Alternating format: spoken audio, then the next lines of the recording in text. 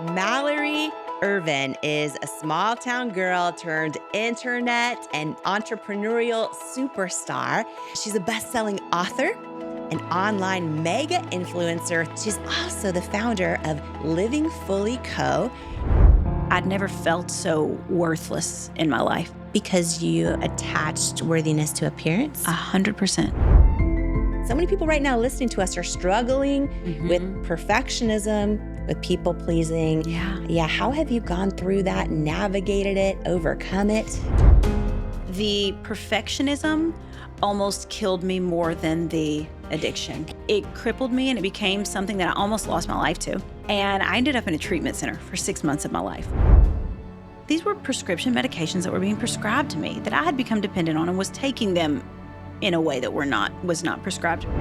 I just wonder, had you not gone through one of the hardest things of your life, addiction and being in recovery for 6 months and actually being stripped down to learning to love yourself for who you are, could you be showing up as actually who you are today, having all this success? A 0% chance.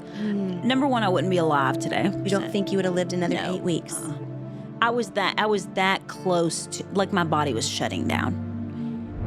What do you say to the person listening right now who knows it's them right now and no one else in their life does? I want you to not be embarrassed about the things that you went through, especially those things that are dark and a little seedy and feel a little sketchy to you and that you don't want to say at the PTA meeting. It's me. It's me too, sitting by this beautiful peony arrangement with my face on a book. That is a powerful part of my story because I think that people count themselves out of their dreams because of things that they went through in their past. I want you to remember that this is the face of addiction, that this is my office and I got 6 amazing girls that work for me and my businesses do millions of dollars in revenue, and this is my husband and these are my kids and this is what my home looks like. But I also want you to look at my face and remember that this is the face of addiction. Mallory Ervin, welcome to the Jamie Kern Lima Show. Who you spend time around is so important, as energy is contagious, and so is self-belief. And I'd love to hang out with you even more, especially if you could use an extra dose of inspiration, which is exactly why I've created my free weekly newsletter that's also a love letter to you, delivered straight to your inbox each and every Tuesday morning from me. If you haven't signed up to make sure that you get it each week, just go to jamiekernlima.com to make sure you're on the list, and you'll get your One-on-One with Jamie weekly newsletter and get ready to believe in you. If you're tired of hearing the bad news every single day and need some inspiration, some tips, tools, joy, and love hitting your inbox, I'm your girl. Subscribe at jamiekernlima.com or in the link in the show notes. Jamie Kern Lima is her name. Everybody needs Jamie Kern Lima in their life. Jamie Kern Lima. Jamie, you're so inspiring. Jamie Kern Lima. I am so excited today. Mallory Ervin is a small town girl turned internet and entrepreneurial superstar. She grew up on a farm in Kentucky, the oldest of 23 first cousins, designated to do big things, and that she is. She's a best-selling author, an online mega influencer through her podcast, YouTube, and social media platforms. She not only inspires millions, she's also the founder of Living Fully Co., where you can get the best sweatshirts on the planet. I happen to be wearing them right now and pretty much every day. That is what I'm wearing. And her new pajama and lifestyle company called In My Sundays. She is also my dear friend, Mallory Ervin. Welcome to the Jamie Kern Lima Show. I'm so excited to be on the Jamie Kern Lima Show. I'm so honored you're here. So happy to be here. I'm so excited, first of all, for our conversation because you and I talk for hours and hours and hours. And the way that I feel when I talk with you, the way that I am inspired, the way that we connect. And I'm excited to welcome everyone in to this conversation. Anyone who needs to feel less alone, more enough, more inspired. And I just want to ask you, right off the top, so many women struggle with perfectionism and people pleasing. And I know it's been an obstacle for me. It's been an obstacle for you Yeah. in your life. And so many people, I think, connect with you through really watching you overcome it, cheering you on through it. Can you talk about your journey? Because so many people right now listening to us are struggling with perfectionism, with people pleasing. Yeah. Yeah. How have you gone through that, navigated it, overcome it, all that? Yes. I love it that you started with that because of all of the things that happened to me in my life, overcoming that is really one of the biggest obstacles that I had to overcome to get to where I am today. Because perfectionism is like, it's like a drug. I was addicted to it. And you said it in my intro, born the oldest of all these cousins, the oldest of all of my siblings. I was destined, I think, to be a perfectionist because I thought, I'm here. I'm the example. I'm the oldest. I had this amazing family that I wanted to set a good example for and be all that I could be. I was born, I was a singer and I had this talent as a young girl and I was on stages, immediately as a 6-year-old. And I was really primed to be a perfectionist. And Jamie, it wasn't crippling to me until later in life. I did the Miss Kentucky pageant and the Miss America pageant. And I think pageants really multiply perfectionism because you are literally standing on a stage and they are judging the way that you look and speak and walk and sing and are. And we signed up for that, which is, it just makes anyone that is a perfectionist, it makes them lean into that 10 times more, I think. But when I really feel like I overcame it was when I went through my crisis point in my life and my low. And it's something that I shared in my book that took me a really long time to share because I was a perfectionist, because that part of my story, I'd kept quiet for so long. And so I'd gone from this, little country girl with big dreams, achieving my dreams, some really big stages and achieving all that I could as a young person, setting this great example for my family, achieving Miss Kentucky, going to Miss America, being a runner-up at Miss America, doing the Amazing Race with my dad 3 times. And I'd achieved all these dreams as a young 20-something-year-old. And I started to crumble under the weight of that because I just felt like as a perfectionist, I had to be this certain type of person and I had to outdo like everything that I'd done in my life or else people were going to be disappointed in me. And I was disappointed in myself. And I had this point in my life where I started to have dependence on prescription medication that a doctor had started to prescribe me so that I could kind of keep going at this pace, this furious pace of life, keep achieving and doing more. And it crippled me and it became something that I almost lost my life to. And I ended up in a treatment center for 6 months of my life, after I just walked off the Miss America stage, doing all of these wonderful things. And if you had told me when I was standing on that stage as this shiniest version of myself, that was where I would end up in a few years, I would have said, there's no way, there's no path to that. But perfectionism is certainly a path to that. And it's something that I couldn't outrun, I couldn't keep up with. And it held me back in so many aspects of my life. It kept me in a cage. And what I experienced in going through treatment, because, it's never the drugs and alcohol, in treatment, it's always what's underneath that got you there in the first place. And when we started digging up all of that, like, why do you feel like this? And why do you feel like you have to be this version of yourself? And what if you showed up as your real, authentic, true self? What would that look like and feel like and be like? And I emerged 6 months later as the most pure, authentic, non-perfectionistic version of myself. And that's when Living Fully, which is my whole message, it's what my book is called and my podcast is called and everything that I talk about, just like you talk about worthiness and believing in yourself. I talk about living fully and to live the fullest life. I could no longer live as a perfectionist. Because you hold yourself back from so much when you live like that. And so, how I overcame it is maybe different than a lot of people. You may not have to go through an addiction or a crisis, but like it's making a decision that, it's the realization that like people don't even love the perfect version of you more than they would love the authentic version of you. Isn't that true? I learned that after showing up as the authentic version of myself. Your moment was taking that's the first time that I saw Jamie was taking that makeup off on QVC and like showing your skin. I can still remember the reaction that I had to that. And I saw as a person online, when I started showing up truly authentically, talking about the good stuff and talking about the bad stuff, showing up with no makeup and my hair wasn't brushed yet, and talking about the things that I struggled with and the non-perfect parts of myself. That's when people liked me more.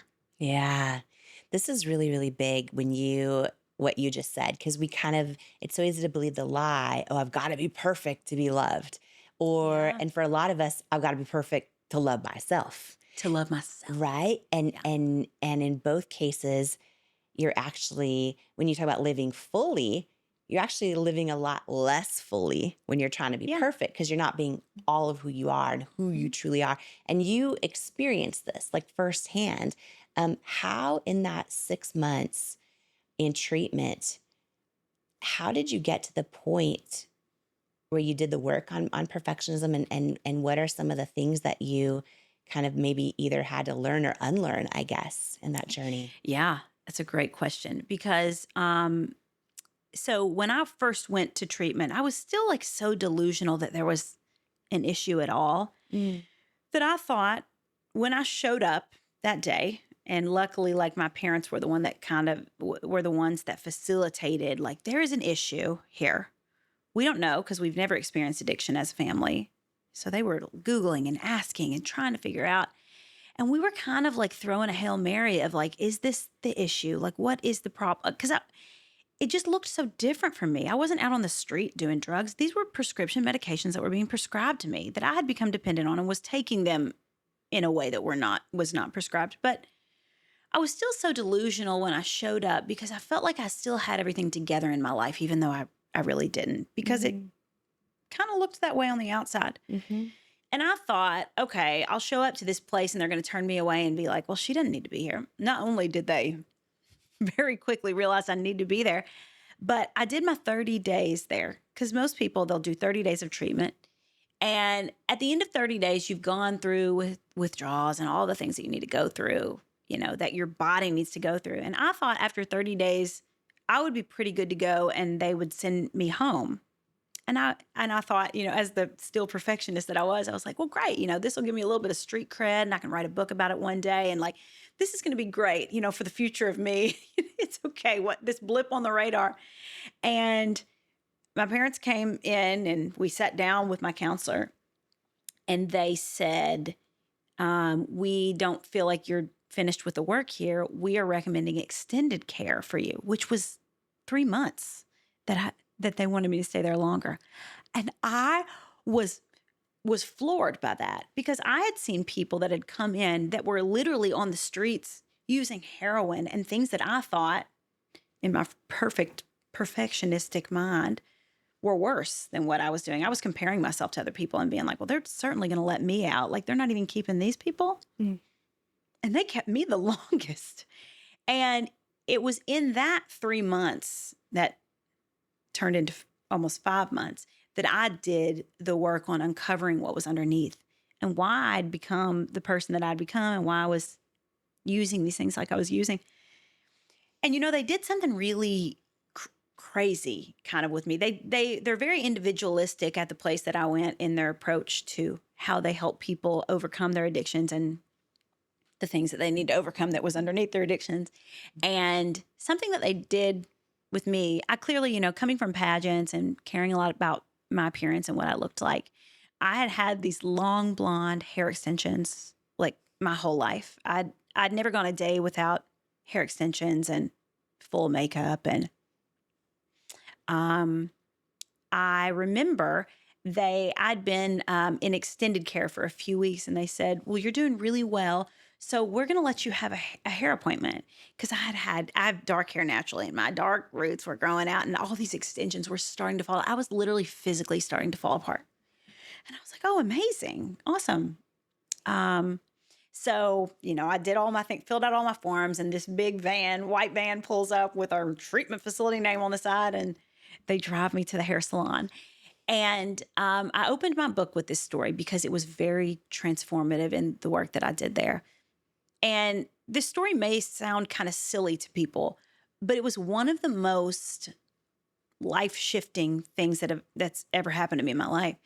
And what happened was I walked into this hair salon, and they were going to take my hair extensions out because they were halfway falling out. And, for 10 years, I'd never had them out of my head. And I don't think I really thought about that.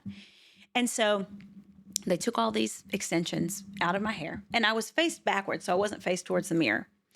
So they did that first before they were getting ready to color my hair. And I can still remember there was a silver tray next to me. And I can remember seeing her take these permanent extensions out of my hair and putting them on this silver tray beside me. And when she turned my chair around and I looked in the mirror, I had an out of body experience, and my life like flashed before my eyes. Really? It was very bizarre. And I was so emotional and so, about my hair, that my hair was out. My hair was like 2 inches long underneath that. It was all different colors because I had 2 inches of dark roots, and I had just never seen myself like that. And I think also just everything that I'd gone through, I was a different version of the person that I'd expected to become. And it was so emotional and so visceral, this reaction that I had. And then she went on to say, okay, now we're going to color your roots. And I was already having this moment. I was like, okay. So she colored my hair, and it ended up not going well. And so it was like orange and white stripes, and it was 2 inches long, and then she had to cut it. And I got back in the white van, and they drove me back to the treatment center, and I walked straight into my counselor. And I said, I know you guys think you know what you're doing with me and with my case. And I know you guys think you know what you're doing with me, but you don't, because now I feel worthless. I've never felt the way that I've felt about myself. Now I want to go out on the streets and do the hard drugs. I don't even want to live anymore because I felt so terrible about myself. And I was like, I want to go home. And I almost left treatment that day because it was I'd never felt so worthless in my life over them taking out my hair extensions. Is that because you attached worthiness to appearance? 100%. Mm-hmm.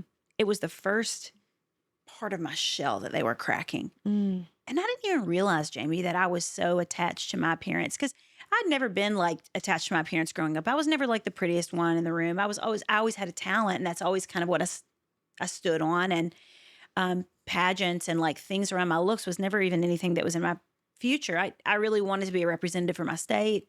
And I knew talent was 35% of the score at Miss America. I mean, I'm 5 feet tall. I didn't ever think I was going to do a pageant.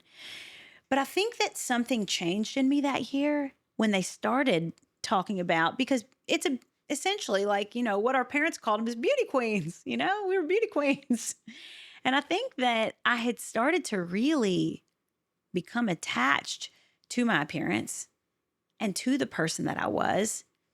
And that was the first real tick away at that.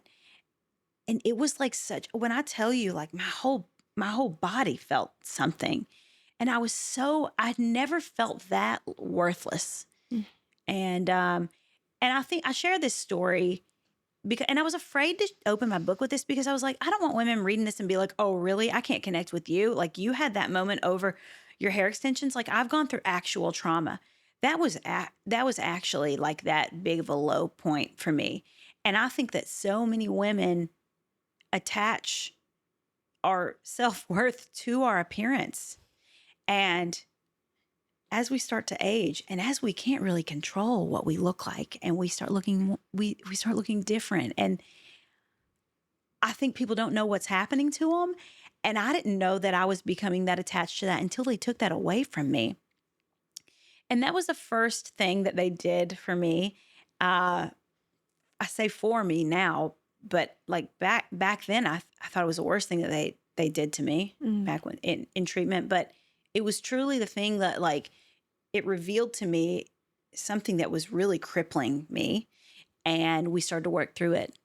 And then it was about a month later, and okay, I've gotten used to the hair extensions being out. Now I'm not as attached to my appearance, but I was still singing at this little chapel that we had where everybody's families would kind of come. And it was just this moment where I could set myself apart from people because I still was able to show my talent and be like, okay, yes, here I am in rehab and here I am looking like this, different than I've ever looked before. And I also gained 30 pounds in treatment. So I felt overweight and like all of these things. And I'd kind of become okay with that.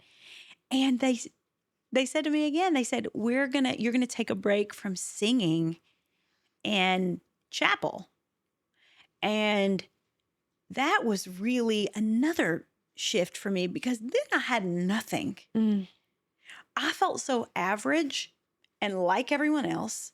And like I looked different and I was different. And I was like, now you're going to tell me I can't talk about being anything that I'd done, Miss Kentucky or Miss America or The Amazing Race. You know what's funny too is my third season of Amazing Race was airing while I was in treatment. And they let us watch TV on Sunday nights and they would turn on TV and like there I was. And they would like turn it off or they would turn the channel because they didn't want me to talk about, they wouldn't let me cling to that old self because they were doing so much work of stripping that away and showing me what was underneath it and making me okay with what was underneath it.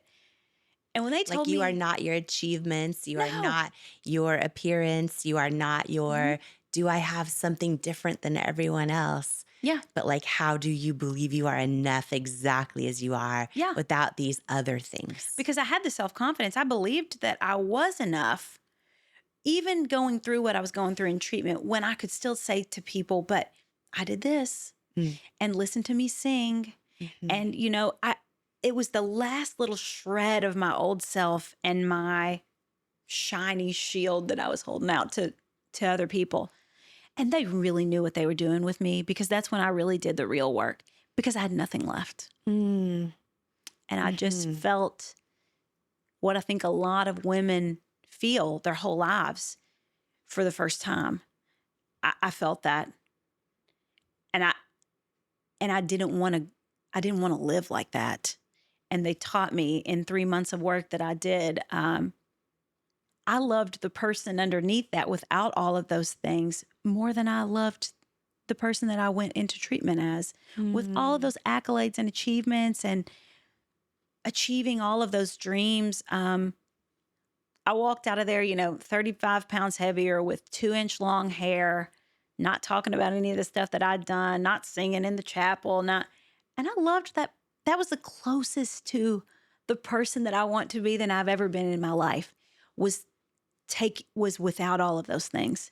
This is huge. I think so many of us and so many people listening think that to be enough, they need their career. But who are you without your career? Or they need to be so-and-so's mom, or, this accomplishment or this thing or this contribution. There are people that think I have to give and give and give and people please and give and serve. And that's beautiful.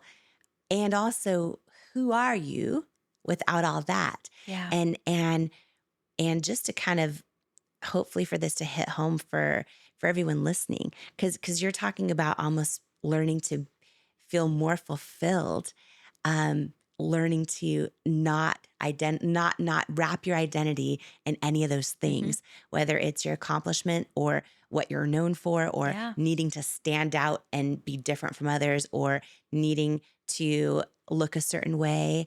And that when everything was stripped away and you literally were at your lowest point, then learning to love yourself innately for the innate, beautiful soul that you are, is how you actually then started to become your most fulfilled. Yes, it is. And you know what was really hard about it, and why I think I lived that way for so long? It's really hard when the thing that you're attached to is seen as a positive thing. Right. A talent or being Miss Kentucky and representing my state. Because we're in a world where everyone believes the same thing about themselves. That Yes. that if they could only achieve that or look a certain way, then they'll finally be enough. Then they'll finally be happy. So everyone's believing the same lie. So then Yeah. they're congratulating you for getting closer to that lie. Yeah. And we're in this kind of like whole thing.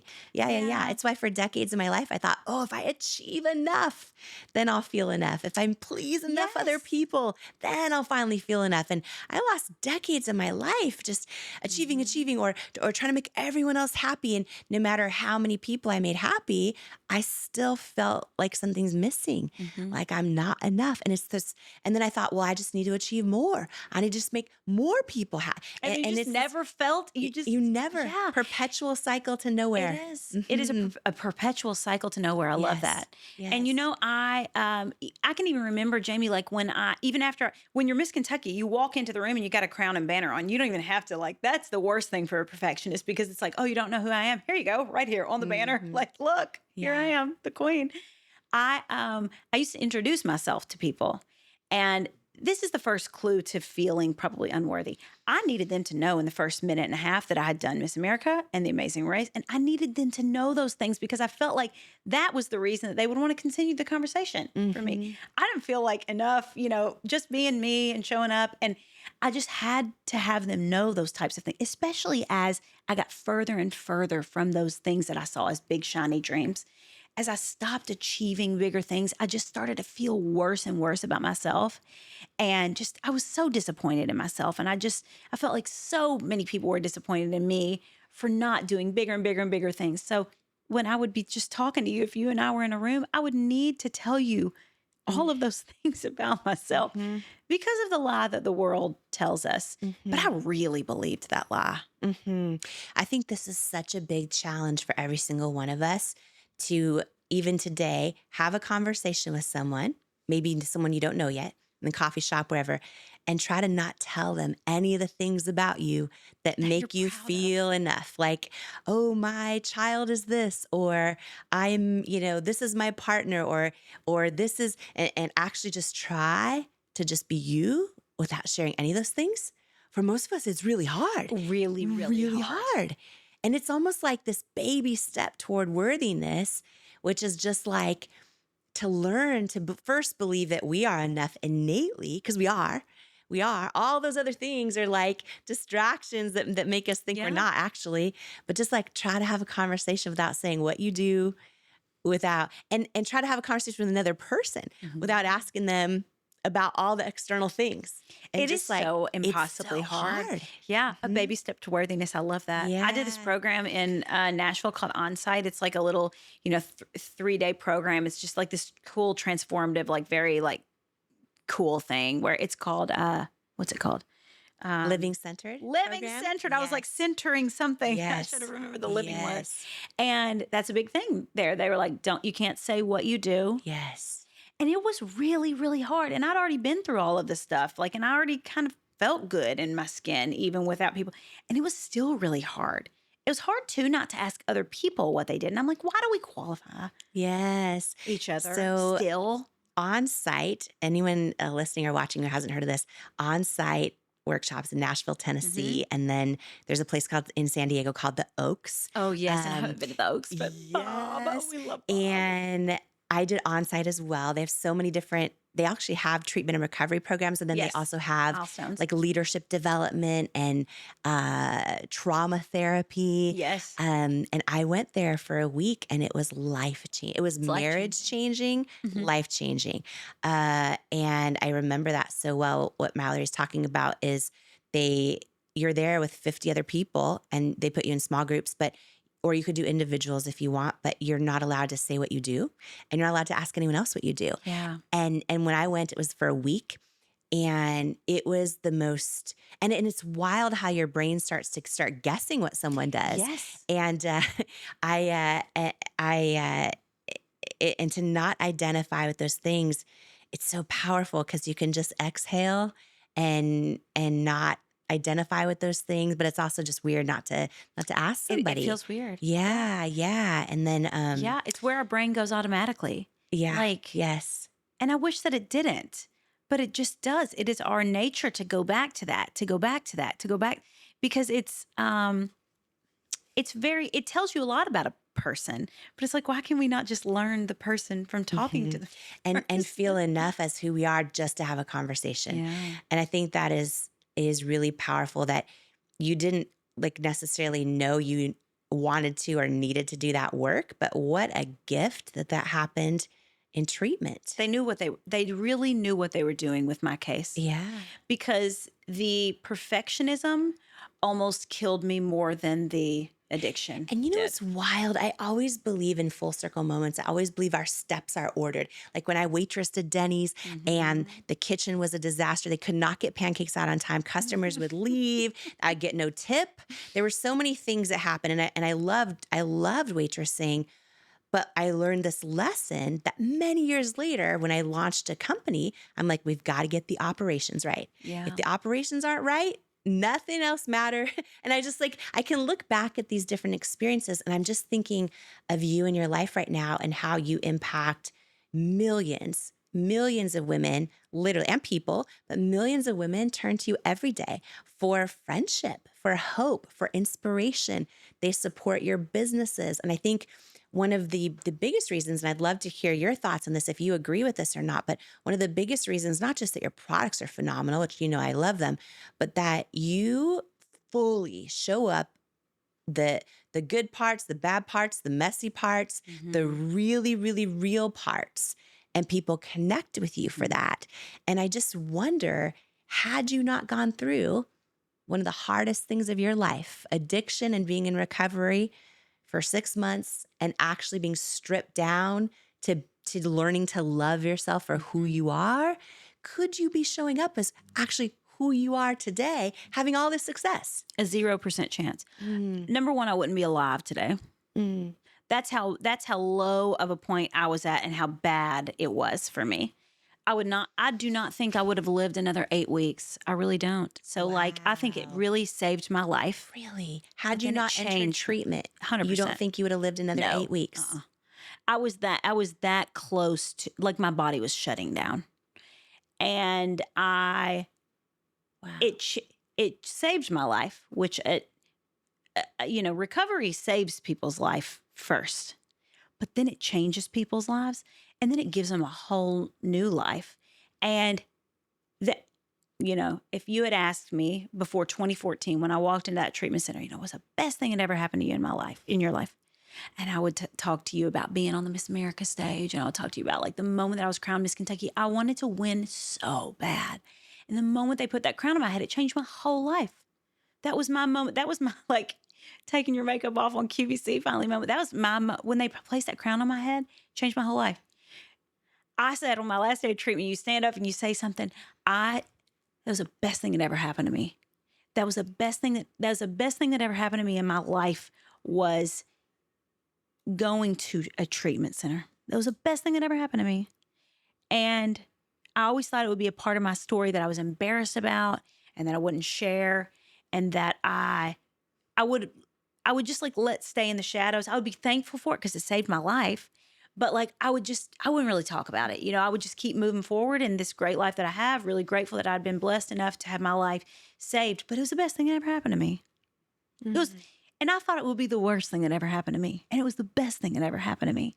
And whenever people come to Instagram or YouTube or a podcast and they see me, or the Jamie Kern Lima Worthy event in my feather blazer, and when they see me showing up joy-filled and happy with 3 kids, and you see my peony garden in the backyard, and you see the sweatshirts and the pajamas, I want them to remember that I spent 6 months in a treatment center.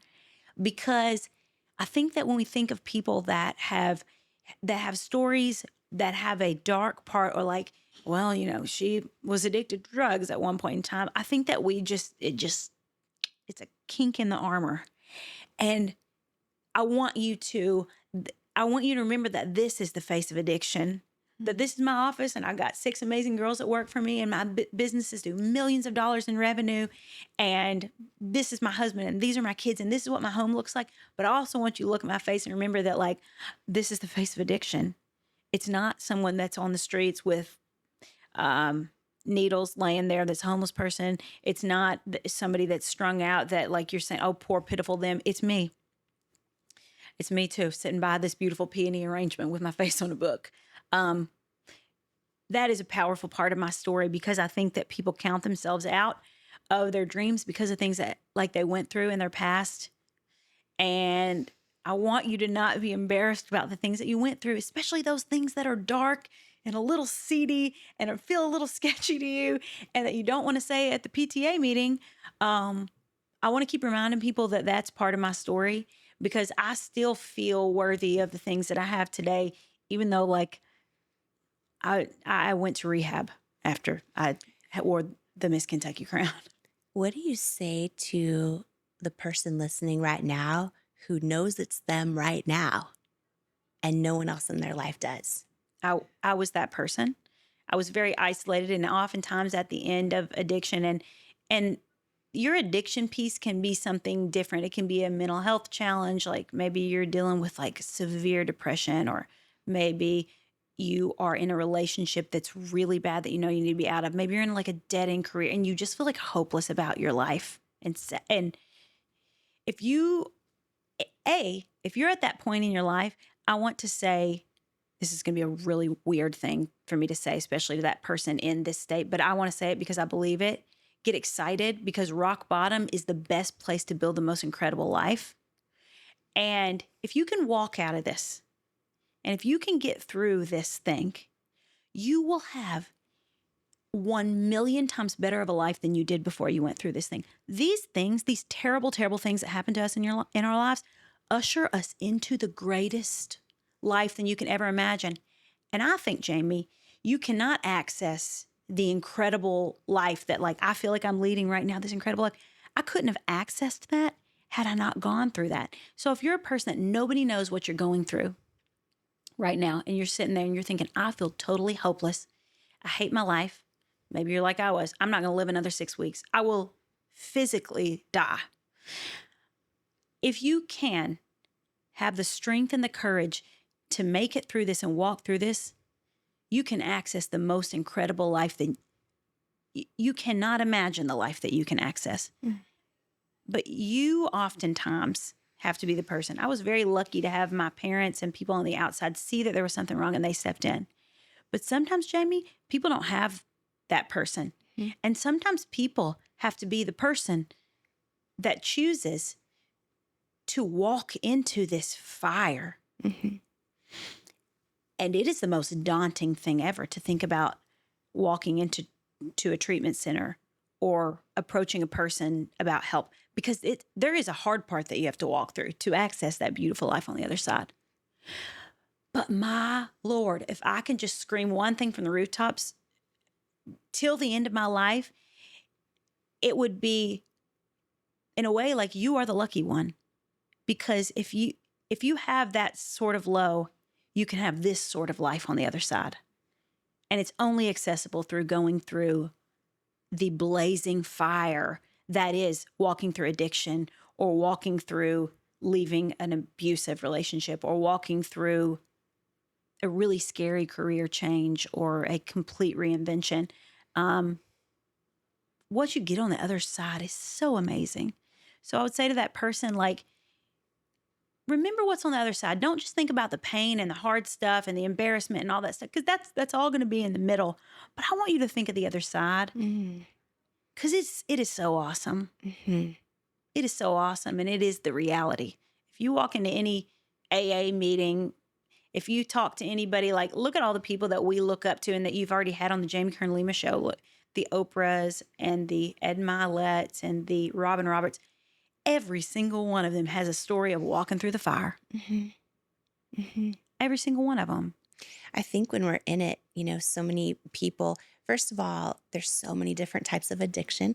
I think if you're, in a situation where you're privileged enough to be able to find treatment and enter it, even then so many people feel so much shame around it. They want to hide. They don't Yeah. want anyone to know they're addicted. They don't Yeah. they worry about that. And I know being the oldest of 23 cousins, having all these external accomplishments, having a family that, is so legacy focused and proud and all of these things, and you dealing with perfectionism. What would you say just to the person? I think, Mallory, where you're at now, to kind of show that, like, part of what you're saying is that, you know, yeah, you might go through embarrassment. Yeah, you might feel shame right now. Yeah, you might be hiding it. Uh, but would you say your deepest sense of connection and respect from others and joy and all the most beautiful things uh, awaits you on the other side? Yes. Oh, I'm so glad that you said that. Yeah. Yes. That is a fact. That is a fact that we talk about, that people love you the most for your authentic self and all of these things over and over. But I want to tell you the story of how I told my family essentially and what I was met with. So, okay, we grew up on this farm. So my grandparents are in the middle and we're all surrounding them on this big, beautiful piece of property. My whole life, I was an example to these people. And I was the Yeah. singer. I was and going to say, the you're the this, hero. I You're was the one everyone hero. says, that's our Yes. Mallory. There's so much more coming up in this episode. You are not going to want to miss it. But first, I wanted to share this with you. In life, you don't soar to the level of your hopes and dreams. You stay stuck at the level of your self-worth. When you build your self-worth, you change your entire life. And that's exactly why I wrote my new book, Worthy: How to Believe You Are Enough and Transform Your Life for You. If you have some self-doubt to destroy and a destiny to fulfill, Worthy is for you. In Worthy, you'll learn proven tools and simple steps that bring life-changing results, like how to get unstuck from the things holding you back, build unshakable self-love, unlearn the lies that lead to self-doubt, and embrace the truths that wake up worthiness, overcome limiting beliefs and imposter syndrome, achieve your hopes and dreams by believing you are worthy of them, and so much more. Are you ready to unleash your greatness and step into the person you were born to be? Imagine a life with zero self-doubt and unshakable self-worth. Get your copy of Worthy, plus some amazing thank you bonus gifts for you at worthybook.com or the link in the show notes below. Imagine what you'd do if you fully believed in you. It's time to find out with Worthy. Imagine, what would you do if you fully believed in you? My weekly free inspirational newsletter is packed with tips and tools to help you find out. It's called One-on-One with Jamie, and it's delivered right to your inbox each Tuesday morning. It's a love letter from me to you, from my soul to yours. And I hope it brings you the words and messages you need at just the right moment. Plus, when you're a part of my free inspirational newsletter community, you'll be the first to get behind-the-scenes content, inspirational messages, and be the first to learn about upcoming events and more. It's the place to be, and I sure hope you'll join me there. So if you're not on the list yet, you can sign up for free at jamiekernlima.com or click the link in the show notes below. And here's to becoming unstoppable together. And now, more of this incredible conversation together. You're the hero. You're the one everyone says, that's our Mallory. That was, Yes. They were proud of me, and I was a Yes. good example in every single category, Jamie. You want to talk about academics? I was valedictorian in my class. You want to talk about, like, singing? I was on every single stage in our hometown, and then, like, national. They were just so proud. They were just so proud of me. People coming up to you. You're a role model for our kids. Yes. They said the night of Miss America, you could walk out on your back porch. It's a farming community, and that it's a live show, and obviously you see the contestant going from the next level to the next level. They said that you could hear from across the cornfields, you could hear people screaming and cheering, and like that, my whole town supported me, not just my family. But my family, I have an incredible amazing family that has always been very legacy focused. Why are you here and what are we doing in the world? And we can change the world. And like, we did this thing where we would come together once a year. We would come together quarterly and like have meetings and stuff, but once a year, and we would come, and even though we lived on the same farm, we would go on this like trip together, and we would all go to this place, and we would stay, and we would play the same slideshow of my grandparents, like our family story and our legacy, what we stand for, and how many times my grandpa's like entrepreneurial endeavors failed. And like, we all knew this story, but we would retell it, and we would come together and we would talk about like who we wanted to be in the world and what we were doing in our lives. And, we were kids. I was the oldest, and they started this when I was in college, but some of my cousins were 5 years old, and they're talking about legacy and like, how do you want to show up in the world? And like, that's what kind of family I came from. And yeah, we'd heard the stories about my grandpa's failures in the entrepreneurial business, but he always succeeded, and like, he always made it through, and he never had to declare bankruptcy. And it was always like, here's our pain point in our family, but like, here we are overcoming. So when I went to treatment, I was very isolated from my family when things were getting really bad. So I don't think people knew how bad it was getting for me. And so I went to this program, and I was about 4 months into the program, or 5 months into the program, when our annual family legacy thing trip was. And it was this little, like, these sets of cabins called Evans Mill. It's in Tennessee. And we would all come together in this great room, and we would have different segments where we were talking about different things. And they had decided that what I was going to do, and my counselors and everything at treatment were like, this is going to be really good for you. You should stand up and you should talk about what you're going through to your family. And like, my family knew that I was in a program, and but I had literally never shared a failure, or I don't think anyone in our family had ever shared a failure while they were in it, where it wasn't like and this is what happened from it, and this is on the other side. So I had to stand in front of my family and all my cousins, all my aunts and uncles, our advisors, and like all the people that I loved, that loved me, and I had to tell them what I was going through and what I was learning in treatment about myself and how I'd gotten there. And I was so nervous to stand up there, and it was the first time I'd ever shared any story of failure in front of the people that like I loved so much. And I was so afraid that not that they would be disappointed in me, because I knew the kind of family that I was from, and I knew that they would support me in whatever I had to go through, because we loved each other deeply. But I did feel like, they wouldn't see me as the same, that it would kind of like erase all the things that I'd done in my past, and that they'd see me like a little bit different. So I stood up there, and I shared everything, and nobody really said anything. And at the end of it, they clapped for me, and they were all clapping and saying like, we're so proud of you. And I remember my uncle being like, Mal, we're so proud of you. They're all wrestling coaches, and it was like they were cheering me on, we're so proud of you, and how can we support you as a family? And what can we do better to make it easier on you? And they loved me, and I was on an even higher pedestal to them. Wow. And it was one of those moments that I'll never forget. You always hope that the people around you will accept you for who you are and the things that you go through in life. But so often, Jamie, people love you 10 times more for those things, those failures and those dark things and those, the things that are just so tough to bring to the surface. They loved me even more for it.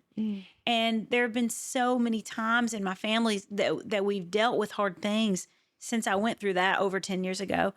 And they come straight to me, and they're like, hey, Mal, this is going on. And, now I'm the person that can help other people. And I don't know why it's human nature to believe that those things will make people see us in a worse light, in a different light, certainly. And it still is a different light. Because so many times it's proven over and over that people love you so much more for showing up as you are with all of those things in tow, on display. And I'm so happy that what happened to me because I don't know that I ever would have learned that lesson. Mm-hmm. Because it's a lesson that I had to be pushed into. I really admire people who can just own it and show up and be like, I'm going to take this chance and show my real colors. Because I had to be pushed into it because I was really in deep with needing to remain the person that I thought I needed to be for everyone else. Mm-hmm. And I'm really glad that I hit that rock bottom and I was forced to, through this recovery program, figure out this truth because it is the truth. Mm-hmm. Mm-hmm. It is the truth. And everything in your life right now proves that. Yeah. Right. A lot of It times does. when we have different types of struggles or different types of addiction, and we might solve it in one area, it pops up in another area. Oh yeah, Right? whack-a-mole. That's You what they call see it. people that, maybe have food addiction and they do something about that, or, but then all of a sudden, or they find a solution to that. Now all of a sudden they're gambling or they're shopping. Or Yes. have you seen when you went through recovery, has any type of like addictive tendencies popped up in other areas of your life and your journey? Oh yeah, 100%. I struggle still probably today with workaholism. Mm. And I think that, like we just said in the beginning of this podcast, it's so hard because the brands that I'm building are it's a motivational, true, like helping women brand, or it's these amazing sweatshirts, or it's these pajamas that I'm so proud of, and it's all like really good stuff. Yeah. And I think that I can get addicted to that, just like I was addicted to drugs and alcohol. Mm-hmm. Just like before that, I was addicted to achievement. Mm-hmm. Just like before that, I was addicted to being a role model and example to my cousins. I certainly think that cross addictions are a real thing. And I think that at the root of all that, it is just accepting ourselves for who we are and where we are. And I think as a person that has an addictive personality too, I'm always looking for that hit somewhere. Mm-hmm. And sometimes when I achieve something in my work or something really works out, it can feel the same in my brain. So I think that I know that going through what I went through in recovery, I learned a lot. So I notice now when those things are happening when I was unaware before, Mm-hmm. and I can do something about it. But I also think that life is a constant. We need to be looking at our lives at all times and being like, what are the things that I need to change? Because it's not just okay, I went to treatment, now I'm good for the rest of my life, or I worked out one time and now I'm fit. It is a constant, that's what living fully, I think, is. It is constantly choosing to, no, I want to live. I don't want to live here. I want to live here. No, I don't want to. I can do this better. I can be a better parent or be a better person in my business. I can be a better boss. I can be a healthier person. I can do that thing less. Mm-hmm. It's a constant reawareness. And yes, cross addictions are real things. I was actually in treatment with a lady who had been sober for 20 or 30 years, and she was there for a shopping addiction, Mm-hmm. and she was sober from drugs and alcohol still. Mm-hmm. And it was a really fascinating thing to see. And I really appreciated her sharing her story because it made me aware that when you let go of one thing, it's you want to grab onto something else. And I think it's a natural tendency of the human being for sure.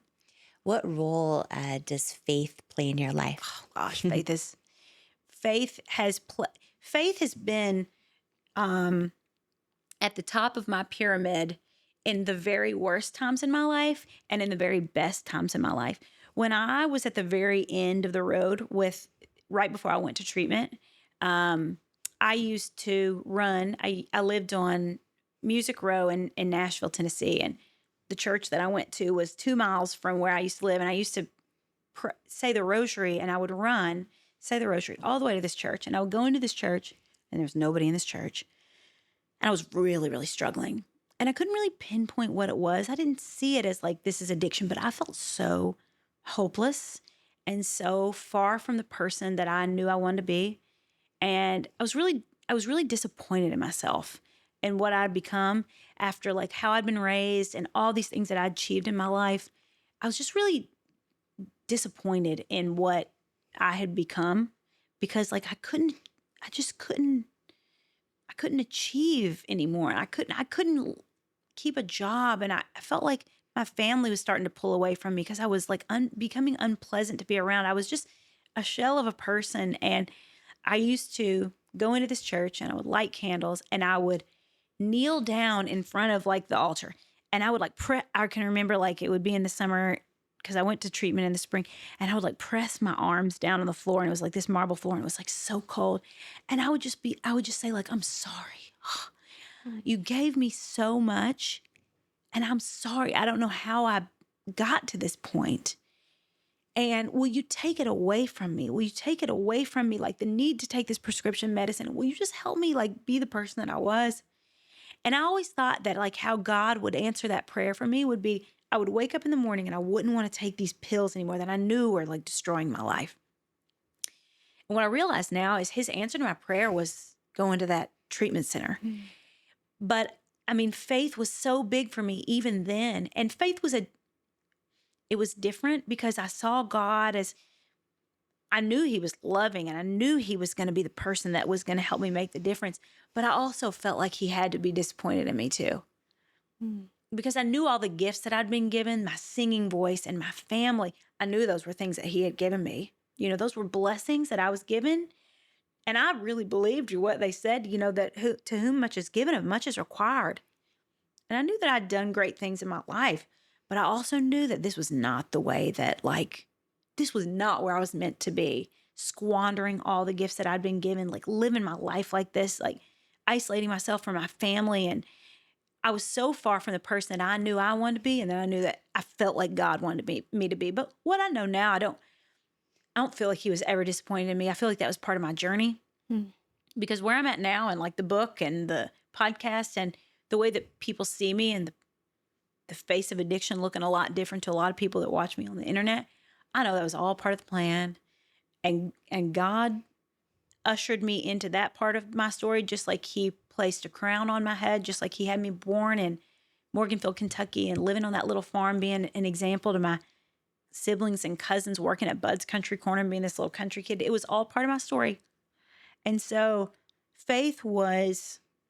I clung to faith then. Faith saved my life, but faith like orchestrated me into this part of my journey too.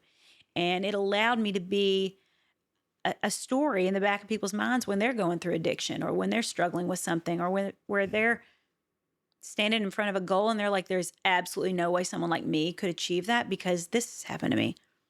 They can look at me and remember my story and be like, oh my gosh, you know that blonde girl that lives in Nashville, Tennessee on the internet that like, I think she went to rehab for 6 months after she did Miss America. Like my faith was everything. My faith saved my life. He answered my prayers.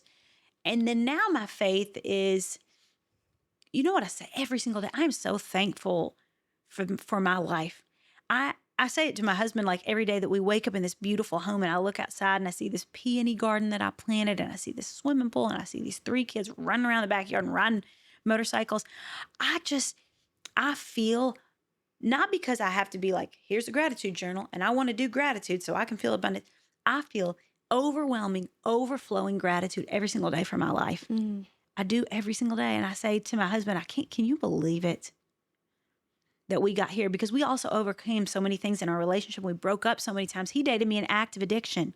Like the week that we broke up was the week that things crashed and burned for me. And then I ended up going to treatment. You know, he saw me at the lowest of the low. Like, can you believe it? What the Lord has given us? And we've been through different sorts of challenges where we've had to cling to our faith. We've had now 5 pregnancy losses, and we've been through challenges in our relationship before we got married, and we struggled financially when we first got married. And, you know, there were just so many things that we had to just really trust the Lord in. And like faith has played so many different roles for me, but I say thank you a lot. Now I just say thank you and I can't believe it. And I say a lot because I've been given a lot now and I know that I have a lot. And I pray the prayer that with all of this, this abundance that you have given me, do with it what you want me to do with it. Because I know you gave it to me for a reason. I mean, I look at how much you give and do and are to other people, and just how much like you give away.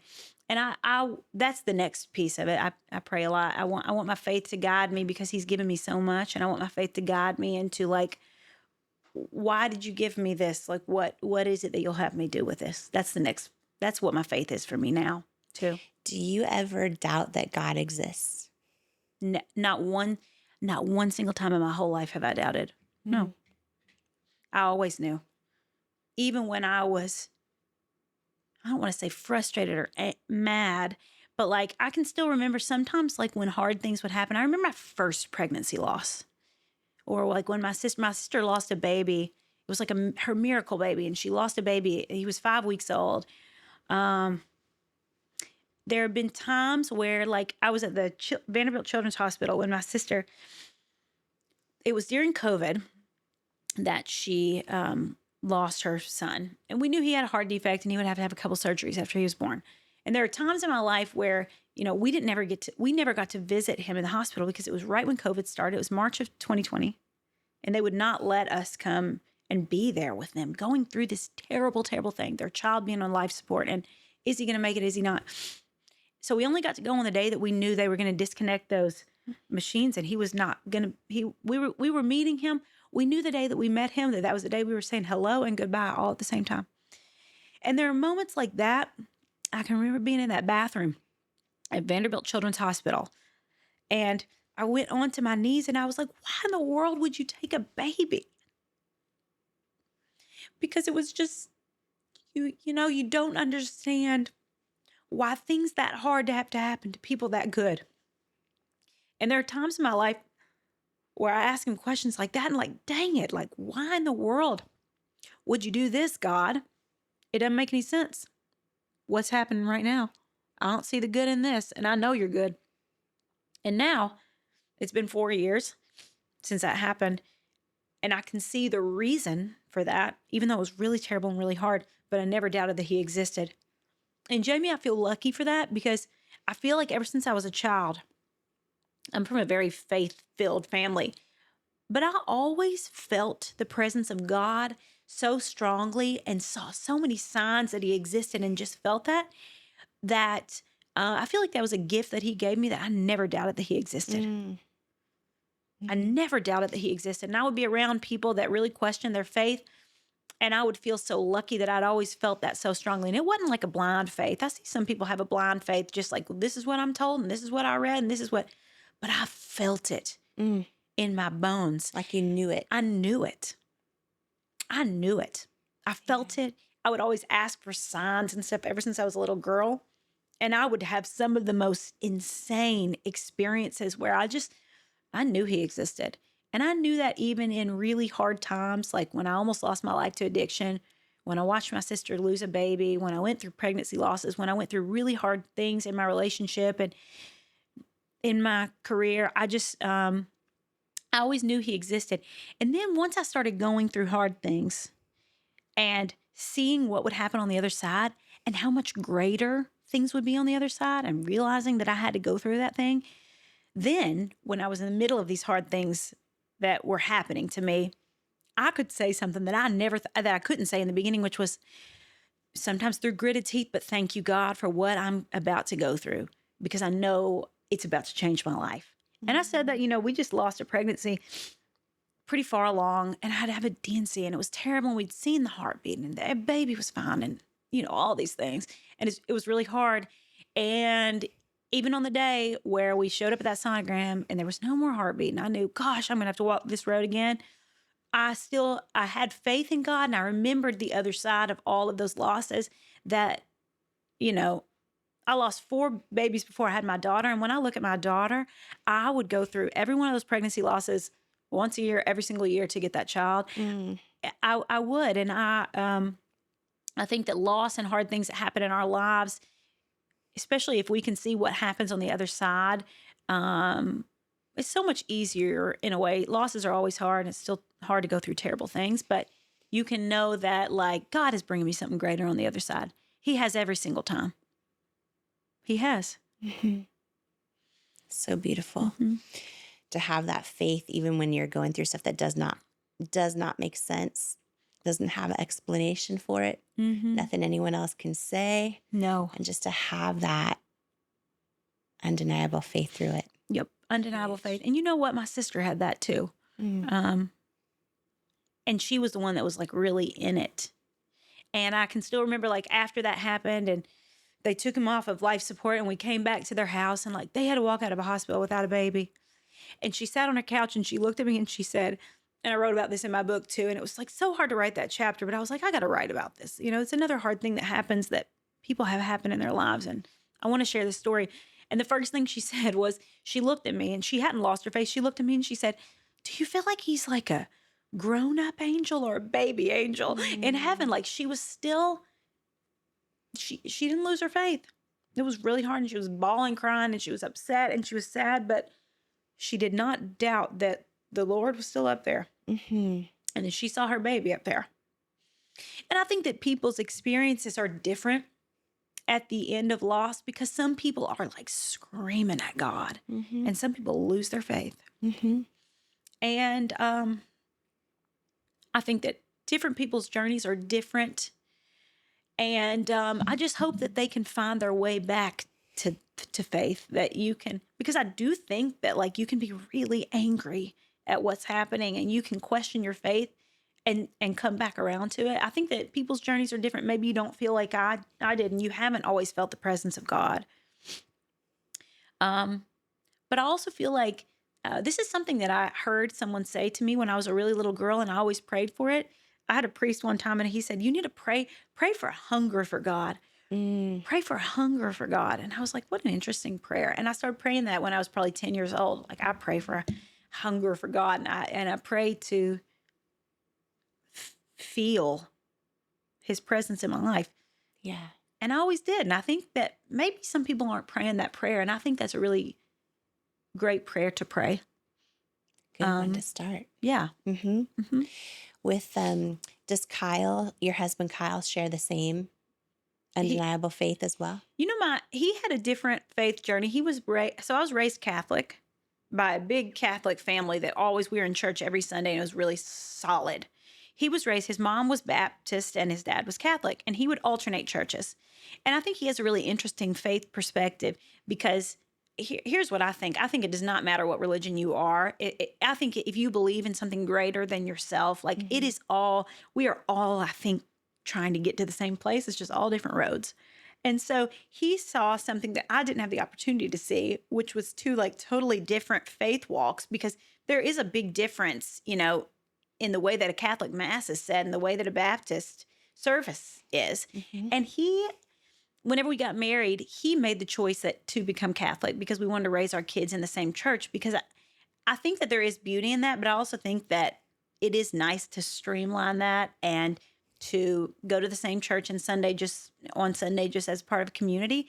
But he is, he always says and I'd had not just my husband, but people that I had like dated before whenever I was younger that always said, you know, your faith has made my faith stronger. And he always says that to me. He's like, the way that I am, and he prays as much or more than I do now. And he prays with our kids as soon as we get in the car on the way to school. And, you know, I'll be like, gosh, I haven't been praying with them lately. I've been forgetting. He's like, I have. We pray on the way to school. Sometimes they pray for their pet turtle that is no longer living, that they don't realize. But, you know, goofy little things. But like it has lifted his faith. Yeah. You have 3 kids. You're the breadwinner of the family. Yeah. Kyle stays home. He does. Which for a lot of people believe that's the hardest job on the planet. It's way harder. Way harder. How has that been for you, being the breadwinner, both just in your marriage, Yeah. in what we learn, Societal norms. Yeah. that some would say are antiquated, but they Yes. are still around? How has that been, and how is that? Yeah. Yeah. They're definitely still around. Yeah. I think especially to men. And you know what I think? I think God perfectly designed my husband for me because Kyle had a big valet company that he started and owned when we first started dating. He had 80 employees, and he had a big business that he had built. And when he started to see my success, his business, he backed out of his business, started editing my YouTube videos. And he truly, slowly over time, he completely gave up his career to be a background role in mine, and then to raise our children so that we could still be very hands-on in raising our children. He is still the one that takes our kids to school every day. He still watches our children, picks our children up, packs their lunches. It's not like I'm working 8 to 9 p.m. Like, I'm still around a lot. And like, they have both of their parents present in their lives, which is such a blessing. But to be a man and to choose that is a really rare and amazing thing. And I think that makes him even more powerful as a husband and a father and a man. And I think it's so cool to think about our kids talking about one day, in 15 years. Well, my mom worked, building this, whatever it is that they talk about, building this pajama brand or selling these holiday sweatshirts that we used to be in the photo shoots and all this stuff. And my dad stayed home with us. I think that's a really powerful thing for them to see. Cool journey. And we want to believe that we're past this societal norms, but I agree with you, Jamie. We're not, because I think a lot of men would not a lot of men maybe wouldn't have the opportunity to do what my husband does. Maybe a lot of men would like to stay home with their kids, but I think that it is just such an amazing thing that he gave up everything, just like my mom did raising us. She never had a career. She never had, raising children was her identity, was her career for 20 years of her life or more. But yeah, my husband gave up everything to take a step back, and not back. We shouldn't say back. We should say forward, and to do the hardest job. And like, I do two jobs. So I do all of this stuff. And I'm also like a part-time stay-at-home parent. Being a stay-at-home parent is 100 times harder than building a company that's doing $10 million or $100 million in revenue. It is harder. It is a harder job. And I'm not just saying that for the pat on the back for the moms and the dads that do it. It is actually harder. And you also don't know, like, yeah, I see the immediate return on my business. You don't know how these kids are going to turn out for 20 years. So you're like putting in all the work and nobody's saying thank you. You don't even know how it's going to turn out. No one's saying thank you. And ain't nobody paying you. Yeah. You're getting beat up every day. It's Does it ever, with Kyle or just with your marriage, does it ever present any challenges because of like traditional? Yes. Rarely. But yes. I think that there are times where Kyle looks at the reward of what I'm doing and looks at the reward a little bit of what he's doing. And he's just like, I'll come home from work sometimes and he's just like, man, that's so fun. Like what you were doing. And he's like, every once in a while he'll say like, I miss working and I miss building something. And he's like, I know I'll do it again one day, but he misses it. Yeah. And sometimes like days at the end of the day. And I think that like, if you're a working parent that's listening to this and you have a stay-at-home parent, sometimes whenever I come home and when he's like quiet or he feels like removed or he feels like he's exhausted and he's like not saying anything to me, or maybe he's like short and he's like, I am just overstimulated and totally exhausted from these 3 kids. Yeah. I think that is a challenge that a lot of people, because we're always like, well, what did I do? Because we're always thinking about ourselves. And it's just like, I just want everything to be okay. But like learning that and remembering that it's just a really hard thing that he's doing whenever he's home with the kids. Yeah. And remembering when I go home that he's had a really long, hard, overstimulated day. Like maybe I have a bad day at work, but it's just like so obvious of what it is. Like this happened and that's why I feel this way. I don't think it is with a stay-at-home parent. It's just like, I just feel like all the life that was in me this morning was sucked out by all of these children. I gave it all away. Yes. I think that's a challenge and something that I've had to learn and meet with grace and understanding, and understand that sometimes his tank is empty. at the end of the day. And maybe Yeah. he doesn't even know why, but it's because of all those children. Yes, Yeah. yes. I think if we are blessed and privileged enough to have a situation where a partner wants to be the stay-at-home parent, uh, I have to tell you, Mallory, in most of my friendships, it's the woman that's working and their partners stay at Really? home. Yes. And they would not trade it for Yeah. anything. Like Yeah. they love knowing like someone's there, Yeah. everything's okay, they Mhm. can travel, they can like different things like that. And that their kids are in such great hands. And things are changing really, really Yeah. rapidly. But we're still in that point where it's typically been a little different in the past. Uh-huh. But yeah, every woman I know who has who their partners stay at home, they love it. Yeah. They love It's the it. best situation because they're Yes. still being raised by a parent, but like I get to go and build and do and Yeah. be, and I also get to come home and be a present parent and like Yeah. choose my own schedule. And Yeah. you said a while ago, but it is a privilege to be able to have a parent to stay at home. Yeah. And that is something Yeah. we do not take for granted and we Yeah. don't think is an automatic thing. Yeah. And also, like, that's so interesting that most of your friends are that dynamic. Yeah. But I also think you living in California and in LA and it's a different Yeah, New York world. also. Yeah. And in New York, yeah, because yeah. in Nashville, Tennessee, it is certainly the other way around, I think. I think that, geographically, demographically, it's just different places. But I feel like I'm in the minority and I feel very lucky. But there are days that like I'll take my kids to the trampoline place because I still am able to work at my own schedule. And I'm so fortunate to do that because I can still play a part-time stay-at-home mom role. And there's sometimes, Jamie, where it is so funny that I feel like this, but I do, that we'll go to the trampoline place and I'm sitting there and I'm watching the mom that I know is a full-time stay-at-home mom that doesn't work. And I watch them like pull the snacks out of the backpack and unzip the things of carrots and pull the juice box out. And I can just tell that that is like her full-time role and that is her. She is so in it.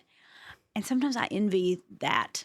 Because my sister is also pretty much a full-time stay-at-home parent.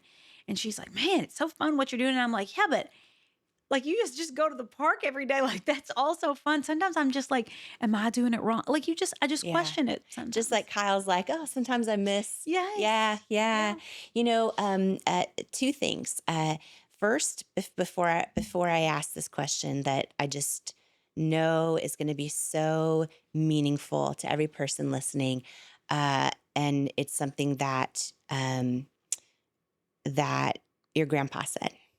But before I get to that, I just want to say to everyone listening, I just have to say, and I am not just bragging on my friend, but even before Mallory and I were good friends, you make the best sweatshirts You're in the so world sweet. on Living Fully Co. Her sweatshirts sell out in minutes. So if you ever want to grab one, make sure you're like ahead of it on the sale. I'll link everything in the show. Her pajamas in my Sundays, her pajamas are better than the and literally it's proven she can how they're made better than the most expensive pajamas on the market. And you're not paying the most expensive price, but they are phenomenal. So I'm going to Thank link those as well. Mallory and I did a really, really fun sweatshirt collab, but everything sells out in seconds. So if you want to get her sweatshirts, definitely check out. And then of course her book Living Fully is amazing, and her show as well, her podcast. So many things I'm going to link below. But how I would love to kind of wrap this up on is something that when you shared it, it just shook me to my core about this idea that every single one of us, we might have ideas, we might have goals and dreams. And if we are blessed enough to still have time, Yeah. how that puts life in perspective. And can you share, I believe it was Christmas Day and then the day after Christmas with your grandpa, Yes. who he was, Ugh. what he shared, that when I heard you share it, just my whole being, I felt it in every ounce of my being. Yeah. he was so amazing. So he lived, in the center of our property. And I grew up seeing my grandpa every day. He was such a big part of my life. He was so amazing. He lived this beautiful, incredible life. He had the hardest life of anyone that I've ever heard. He watched his dad die, in a fire in front of him when he was 12 years old. His siblings, almost every single one of them, like he watched pass away. Like just so many terrible things happened to him. And he was the most joy-filled, incredible, amazing person that built the most beautiful family that I've ever seen in my entire life. So he was my first example of adversity can just make you stronger and better and brighter and more beautiful. And so my grandpa, like until the very last moment, he was 89 years old. I think 89 years old when he died. And Jamie, when you asked me to do the event, whenever I speak, I usually share my story of recovery and overcoming perfectionism and all this stuff. And I had this just gut feeling that I needed to talk about my grandpa.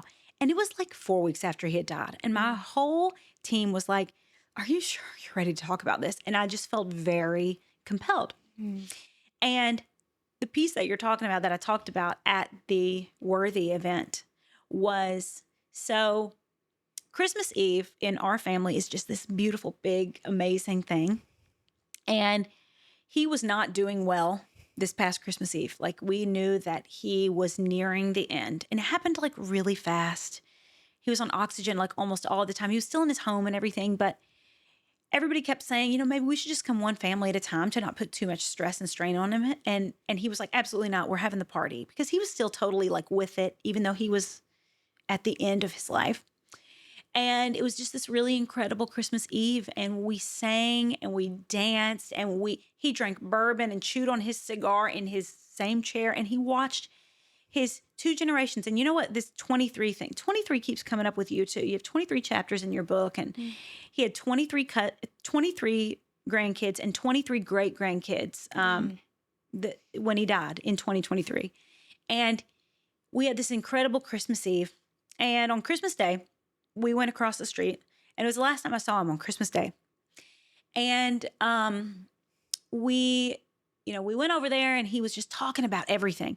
He was asking me about my pajama margins, and he was asking me the size of my warehouse, and he was telling me all these ideas that he had about these things that I should do with my pajama company, because he was just the ultimate entrepreneur.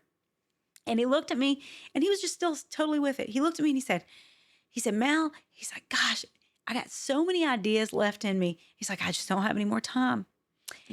And, that was the 24 hours that we spent with him, I will never forget that, because he was choosing to just live in the biggest way possible, having his whole family there partying. And even though he was in pain and like it was the end of his life, he wanted to celebrate and to just like do it so big.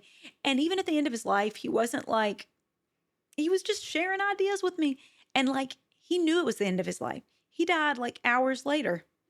And he still was just so full of life and full of ideas and sharing them. And if you have ideas and you're listening to this podcast, like, and that's why I said it at your event, I was like, I want you to remember, you have the gift of time. You can change your life. Are you addicted? Are you in a terrible relationship?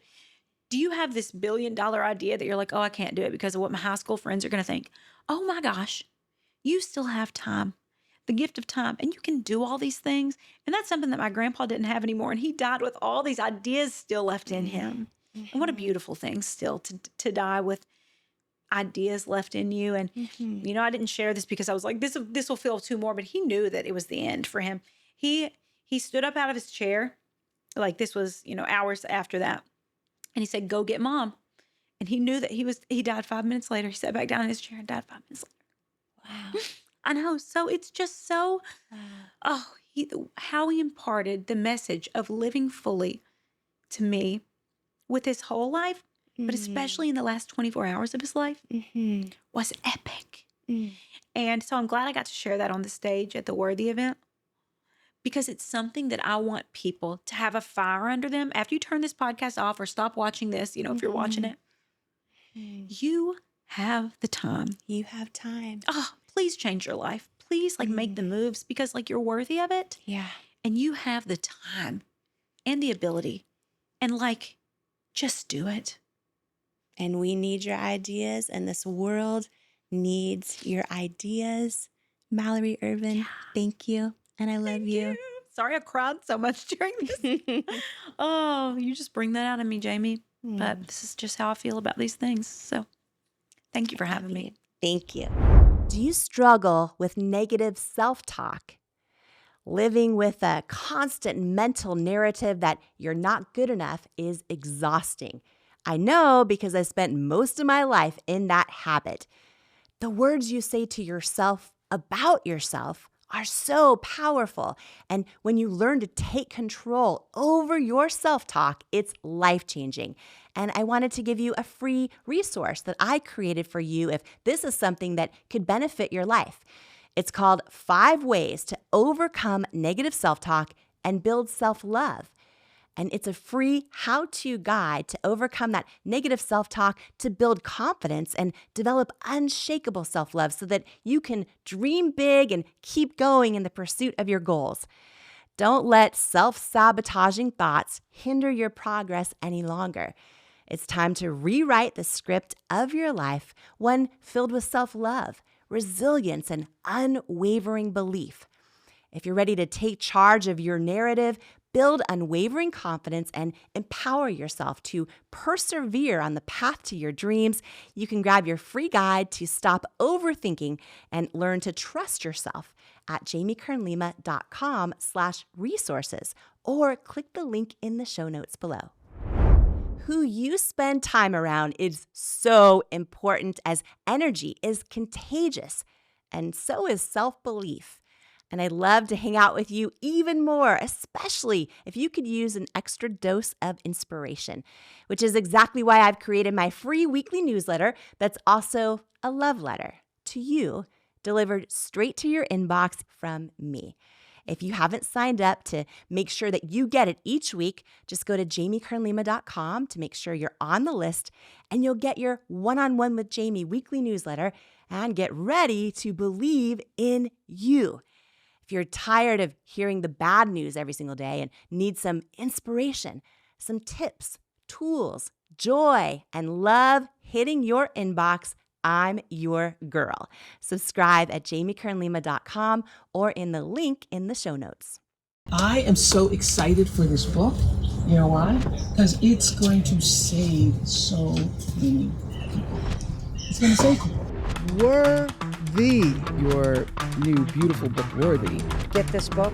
This book, I'm telling you, it's a book that can change anybody's life who picks it up. Anybody who's ever felt that they were not good enough, didn't measure up, something's missing in your life, I have to tell you. It's powerful. It's happening. It's worthy. Imagine, what would you do if you fully believed in you? I went from struggling waitress facing nonstop rejection to founder of IT Cosmetics, a billion-dollar company, by learning how to overcome self-doubt and believe I am worthy of my hopes and dreams. And I'm sharing how you can too in my new book, Worthy, How to Believe You Are Enough and Transform Your Life. If you're ready to truly trust yourself and break through that barrier of self-doubt, and know that where you come from, or even where you are right now, doesn't determine where you're going, then Worthy is for you. It's time to go from doubting you're enough to knowing you're enough. It's time to step into all of who you are and into the person you were born to be. And it's time to believe that you are worthy of it. Because in life, we don't become what we want. We become what we believe we're worthy of. Join the Worthy movement today by grabbing your copy of Worthy anywhere books are sold. Then head to worthybook.com now for free gifts, including my 5-part course on becoming unstoppable and my 95-page Worthy Workbook action plan that teaches you how to implement the tools from the book into your real life right now. Worthy is groundbreaking. Yo, my God! Worthy, you are worthy. book is going to change lives. This book literally will teach you how to actually feel worthy so that you can have the strength, you can have the confidence. The lessons in this book and the strategies will change your life. You will never be the same again after you read this book. Jamie's book, Worthy, is a must read. It is going to inspire you, empower you, give you the hope that you need and the kick in the rear end that you deserve. Jamie's book, Worthy, is incredible. The gifts are going away, but they're all free right now on worthybook.com. It's such an honor to share this podcast together with you. And please note, I'm not a licensed therapist, and this podcast is not intended as a substitute for the advice of a physician, professional coach, psychotherapist, or other qualified professional. If you love this episode's insights, this next transformative episode is for you.